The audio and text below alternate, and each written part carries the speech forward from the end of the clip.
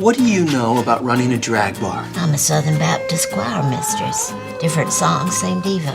Some of the wigs are the same, too. There's kind of been the sentiment on the internet that maybe you're a gay icon, and this movie seems to solidify that. I feel like this sets it in stone that you very much are. Well, in my home country of Australia, it's been said, not by me, but in newspapers and magazine articles, that I've been referred to as that more than once. So, I mean, I'm not in the same league as, say, a Kylie Minogue or a Barbara Streisand, but yeah, I've got a few gay fans, and the gay world is very close to my own heart. I've sort of been not just on the periphery, but an active member of it for many years, going back to the 60s. I'm what you could politely say is the smallest fag hag in Australia.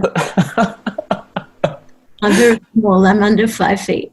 That's a great title. Yeah.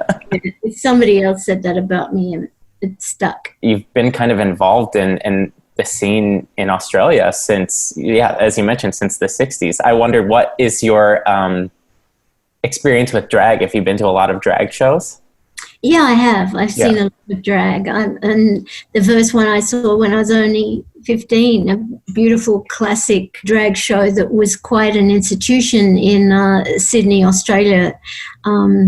It was 62 when I saw it, and it went for years and years and years, and it was very glamorous. It was like Las Vegas or the Rockettes or something like that. It wasn't tacky. It was just the epitome of glamour. So knowing all of this, when a project like Stage Mother comes to you, did that kind of color your decision? Were you interested in this project because you have such a familiarity with this world, or what kind of was in that process? Well, that certainly was part of it, but also I liked the character. I liked the fact that she was a mother who adored her child, and she goes on a journey. She starts off very narrow-minded and knowing nothing, and there's an arc to her story where she becomes a different person and ultimately a happier person, even though she's gone through loss and tragedy. Were you excited to sing on screen for this? What was going through your mind with this part of the performance? I've done musicals. I did 600 performances of their playing our song,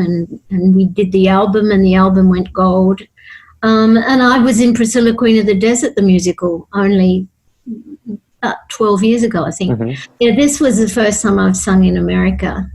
And it gives me great pleasure when Americans say to me, did someone else do the singing for you? Were you lip-syncing someone else's voice? No, it was me. That was all you. That was all me.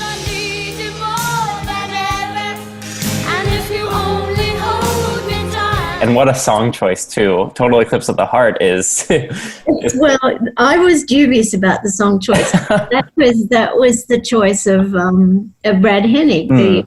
It had to be an anthem, let's face it. It had to be a gay anthem like that. But I've never been keen on that song because it's the one that everybody screws up at karaoke. So yeah. Bonnie Tyler may be a screamer, but she screams in tune. That's right. I just want you to know I don't bear you any ill will, Mr. Leckie. I really don't. You were just doing your job. I hope you catch the people who did that terrible thing. If Animal Kingdom is the first time that maybe certain American audiences saw you, were you worried that was going to typecast you as maybe a horrifying person in every movie you're going to be offered? Well, yeah, because, my 58-year career, for the first half of it, I was, because of my physical statement, the baby face, and because I'm very small, I used to get the Sally Field roles, the nice girl roles, and I was still playing children into my 30s and very frustrated. So when I was finally getting the womanly roles in my 40s, I thought I'd died and gone to heaven. You could say I had been slightly typecast in the past, always playing innocence. I'd been married 19 times. So no, it was nice to play a villain. And she is a sociopath, that character. And, I did a bit of research I've got a couple of friends who are psychologists, and she's loosely based on a real person in Australia who was a real villain. And David wrote, when he was writing the Animal Kingdom scripts, he had you in mind for that role, correct? Yeah, he did, which is really flattering and amazing when someone says, if I can't get her, what will I do? And he sent me the script a long time before. He tried to get that film up for about 10 years. And you know how these things go. They're going to ask him all sorts of questions about everything he's ever seen or done, everyone he's ever met, the whole schmozzle. And you've done some bad things, sweetie, haven't you? How does it feel that film has changed your life? Well, it's true. David Michôd and Sony Pictures Classics, Tom and Michael, they changed my life. So it was a gift. It was a huge gift. And it speaks to the generosity of Americans, how warmly I was embraced, and just suddenly with the success of it was Sundance that started it off, and it was somebody coming up to me saying, you're going to get an Oscar nom at Sundance, and I thought, oh, thanks. I said, I thought it was just a fan, and somebody came up to me after he'd gone and said, that was Kenneth Duran, who's one of the greatest film critics in Los Angeles. I did get quite a lot of work from that first round of award seasons. Though I didn't get the Oscar, I got a few others. And then, of course, from there I got a few other films, and Silver Linings Playbook was the one. Because when you get an old journalist said to me, do you know what your second Oscar means? And I said, no, what does it mean? He said, it means the first one wasn't a fluke. And it does make the world of difference. I mean, I was no shortage of offers after the first Oscar nom. But after the second, I've never really looked back. I'm making Crabby snacks and homemade. Yeah, come on, Dad. Be nice. Come on, she's making Crabby snacks and homemades. Come on, Dad! I actually mentioned to some friends that I'd be talking to you, and I think everyone came back to me with Crabby snacks and homemades. Ask her about Crabby snacks and homemades. I remember people kept asking me about that when we were doing a publicity, and it's 8 years ago, and I really versed myself in what they are, and I've forgotten what they are. There's something strange. Yeah, it's like crab and cheese. People, they're weird. Philadelphian thing. There's that other funny thing they eat, cheesesteaks. That movie does have such a specific Philadelphia feel to it, and your characters do as well. Did you have to do, what kind of research did you put into figuring out who Dolores was? There is a book, although it differs a bit from the book. She's an Irish-Italian mother, much like Bradley Cooper's mother. And he was there. He's a dyed-in-the-wool Philadelphian, so he was always there. And she came on set a few times. At first, people on the crew said, how could you be Bradley's mother? Because I'm tiny, he's big. And then his mother came on set and she was smaller than me. So there you go. And I took to that accent. I'm not good at all American accents, but Philadelphia I had no trouble with. I was taught if there's one thing Philadelphians hate, it's when New York actors go up there and try to pass off a New York accent as a Philadelphian accent, because they are different. I learned that.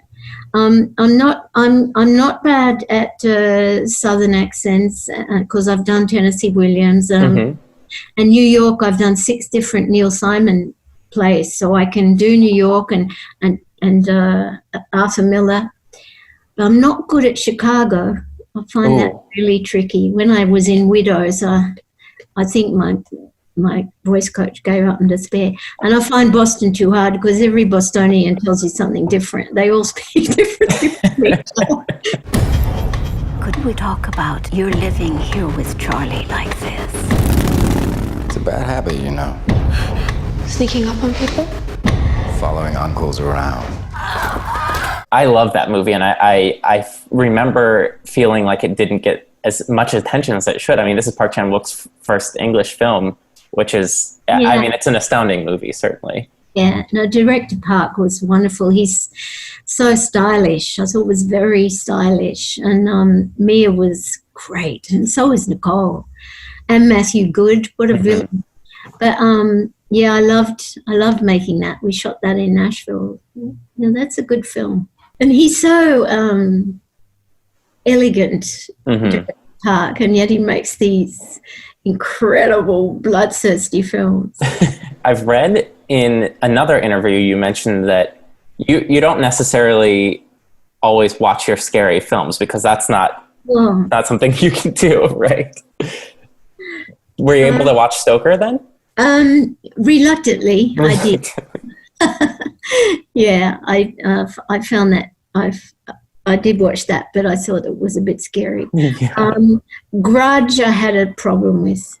Sure. And same with Bird Box. I had a problem watching that. Oh, please, no. Oh, no, no, no.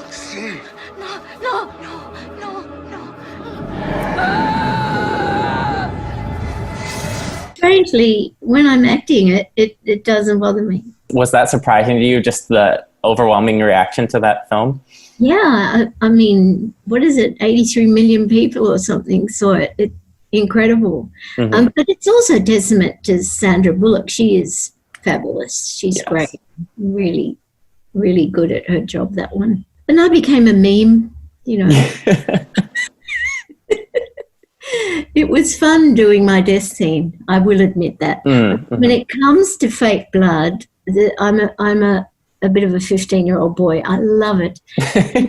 Shot me in the stomach once and I had a squib and it went everywhere and I had to fall backwards. It was all I could do not to scream with delight. I had to just die.